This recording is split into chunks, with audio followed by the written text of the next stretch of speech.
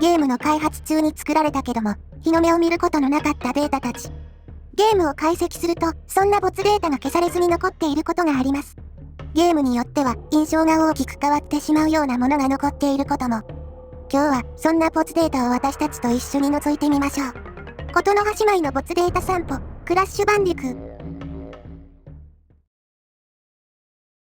クラッシュバンディクーは、1996年9月9日に北米で発売された、プレイステーション用ソフトです。同じ年の12月6日には、日本語版も発売されたで。2017年に PS4 で、2018年に Xbox One、Switch、PC でリマスター版が発売されました。そんなクラッシュバンディクーの構想が最初に生まれたのは、1994年8月のことやったで。当時アーケードゲームについて勉強していたノーティードッグのアンディ・ギャビン氏とジェイソン・ルービン氏はレース、格闘、シューティングなどのジャンルのゲームが 3D に移行し始めていることに気がつきました。そこで彼らは自分たちが好きなアクションゲームを 3D で作ってみようってことになったで。ゲームの方向性が決まった後、次はキャラクターを作ることになりました。キャラクターのモチーフは実在するけどよく知られていない可愛い動物から選ぶことになったで。そこで開発チームはタスマニアの哺乳類図鑑を購入し、そこからウォンバット、ネズミカンガルー、バンディクープの3つが候補として選ばれました。どれが選ばれたかはみんな想像できるよな。そう、ウォンバットです。最初はウォンバットが選ばれて、ウィリー・ザ・ウォンバットという仮の名前で呼ばれていたらしいで。バンディクートに決まったのは1994年の10月頃でしたが、名前はこの段階ではまだ決まっていませんでした。この後開発は順調に進んでいったけど、テストプレイである問題が発生するで。プレイステーションの性能が原因で、画面上にあまり多く敵を出すことができないという問題です。敵がいないエリアが多くて、想定よりもすぐにクリアできてしまったんや。そこで、ステージにボーナスアイテムのリンゴが追加されました。ただ、リンゴを追加しただけではあんまり改善されなかったで。リンゴを追加しただけではうまくいかなかったので、他にも新しいものを追加することになりました。そこで選ばれたのが、箱や、ポリゴン枚数が少ない上に、中に物を入れたり、トランポリンにできたり、とても都合が良かったようです。この箱の追加はすごいうまくいって、今まで何もなかった場所に箱を置くことで、ゲームがより面白いものになったで。そして、この箱を壊すというアクションがそのままキャラクターの名前になりました。名前の候補には、ダッシュ、スマッシュ、バッシュ、クラッシュなんかがあったらしい。皆さんご存知の通り、最終的な名前は、クラッシュバンディクーに決まりました。そして名前が決まった少し後、クラッシュバンディクーは正式に発表されることになるで。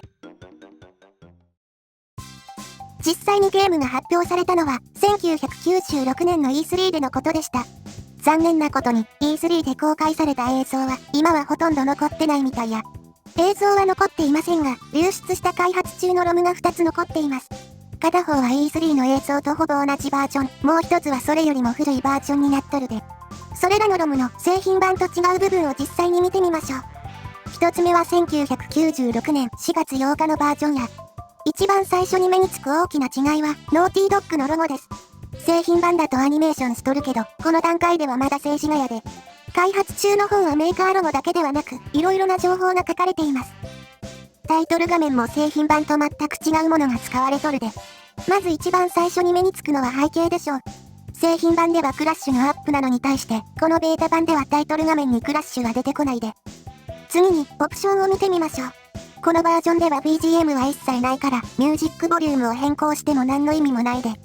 コントローラータイプも A と B から選べますが、変えても特に操作が変わったりはしません。ロードゲームを選ぶと、パスワードの入力画面が出てくるで。パスワードは日本語版にはありませんが、海外版だと製品版にも存在しています。ただ、製品版とは違って、このバージョンではメモリーカードにセーブする機能は存在してないで。マップ画面が 2D です。製品版ではマップは 3D で表示されとるな。ロード画面は完全に仮置きのものです。仮置きなのはゲームオーバー画面も同じやで。コルテックスに追いかけられるクラッシュはこの段階ですでに作られていたようです。次にゲームプレイ部分の違いを見てみるで。まず、画面上の数字のフォントが違います。数字だけじゃなくて、チェックポイントを通った時のフォントも違うものが使われとるで。また、製品版の表記はチェックポイントですが、開発中はコンティニューだったようです。次。ゴールのエフェクトが製品版と違います。製品版と比べてかなりシンプルな見た目になっとるな。次。ボスの体力表示が製品版と違うで。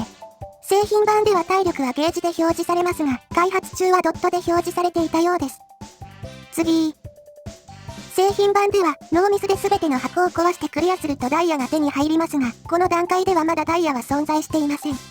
他にも製品版との違いは数多くありますが、ステージの違いはあまりにも多すぎて全てを紹介することはできないので省略します。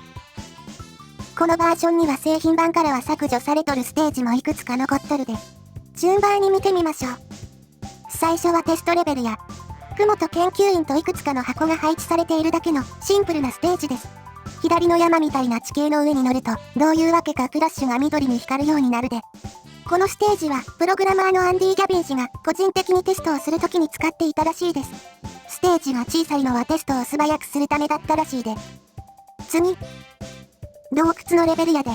敵がいない一本道のステージでゴールは用意されていません。途中にあるいかにもダメージを受けそうな3は入っても死なないで。ただし、ステージ内の壁に触ると死にます。次。崖のレベルです。おそらく開発途中のもので、かなりバグがひどいで。突然敵が現れたり、クラッシュの背中が緑色になったり、HUD のグラフィックがおかしくなったりします。空中浮遊ができたりもするで。もちろんゴールはありません。それじゃあ次。滝のレベルやで。落ちる床、回る床、滑る足場などを渡って滝を登っていくステージです。滝を登りきってもゴールは用意されてないで。ところどころグラフィックがおかしい場所はありますが、ステージ自体は遊べる状態になっています。途中に製品版では未使用のハイエナの敵も置かれているで。全く動きませんし、倒すこともできません。開発中のスクリーンショットを見ると、リンゴじゃないフルーツが使われとるで。これらのフルーツは、この開発中のバージョンの中にデータが残っています。これらのフルーツを入手すると、書いてある数字の分フルーツが増えるで。右下の明らかにフルーツではないものは、イン、ヤン、ヤックと呼ばれているもので、ノーティードッグの前作品のウェイオブザウォーリアーというゲームのもののようです。開発中の文書によると、シークレットゲームに行くためのアイテムだったっぽいな。入手時にフルーツが増えるのは正常な動作ではないと思われます。一つ目のロムはこの辺りにして次に行くで。二つ目は、1996年5月11日のバージョンです。E3 で公開された時のバージョンみたいやな。内容はかなり製品版に近いですが、一つ面白い違いが残っています。それは目覚めのビーチの BGM に製品版にはないイントロがあることや。実際に聞いてみましょう。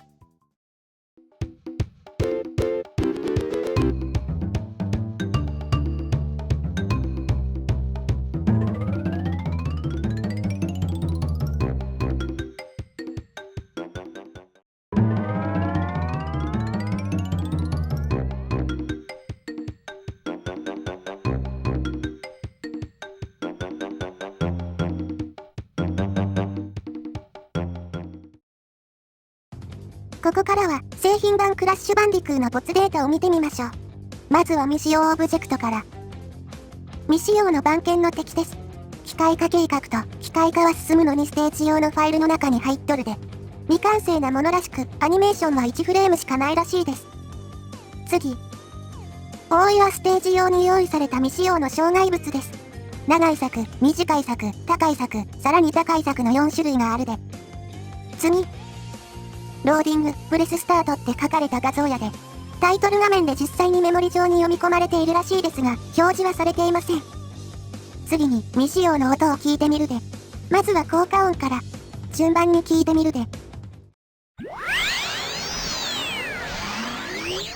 このワープのような音は、開発中のバージョンのロムではチェックポイントの音として使われています。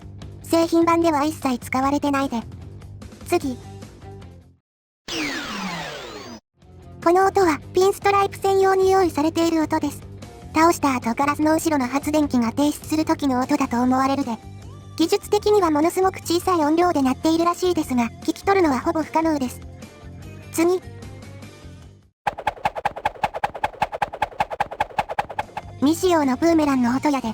このブーメランは E3 バージョンのイノシシチャレンジで使われていますが、製品版では使われていません。多分難しすぎたから難易度が下げられてボツになったんだと思うで。このゲームは日本語版が作られた時にいくつかの BGM が新しいものに変更されています。変更された曲と変更前の曲を比較して聞いてみるで。まずはタウナのボーナスステージから。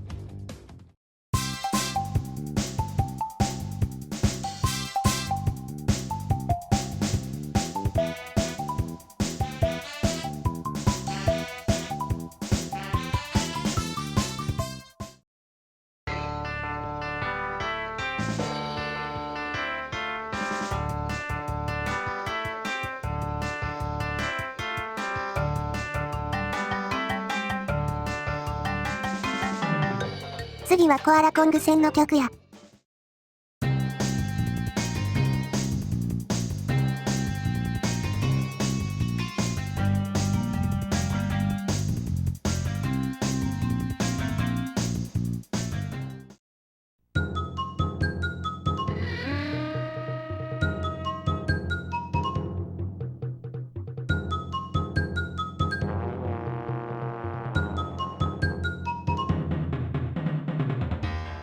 ピンストライプ戦の BGM も違います。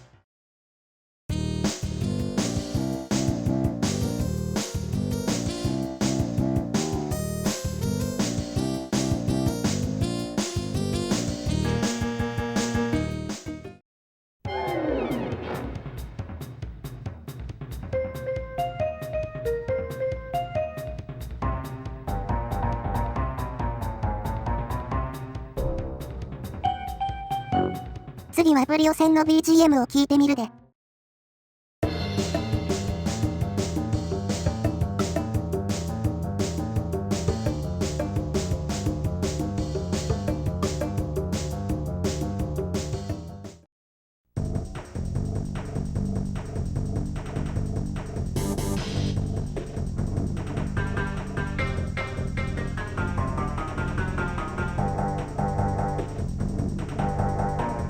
最後はコルテックス戦の BGM です。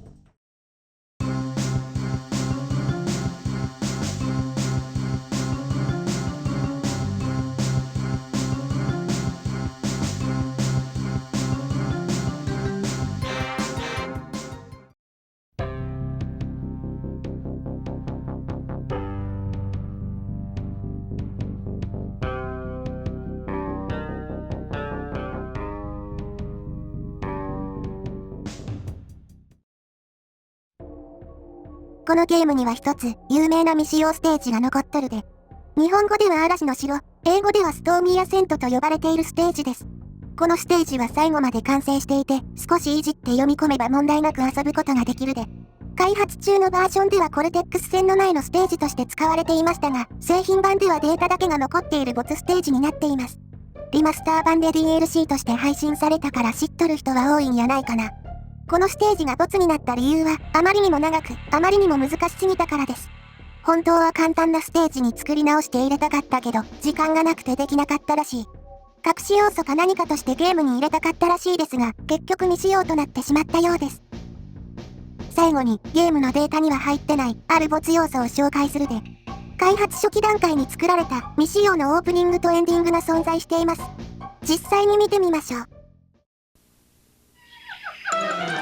Dr. Cortex is a genius, a mental aberration. He's totally fixated on world domination. The local island creatures are dull and obtuse. Until the evil doctor turns on the juice. He wants them for his troops. They come out nincompoops, most especially Crash Bandicoot. Should have been a genius, but he doesn't quite compute. Crash Bandicoot. Anything can happen now that Crash is in pursuit. Tom has been selected for running through the blender. Crash will fight to save her. He'll never surrender. He'll vanquish any villain to set his girlfriend free. He doesn't have a clue about how to proceed. His heart's in the right place. His brain's been rearranged unsuccessfully. Crash Bandicoot. If Cortex isn't beaten, he'll reign absolute. Crash Bandicoot. Play our game and tell your friends so we'll make lots of loot.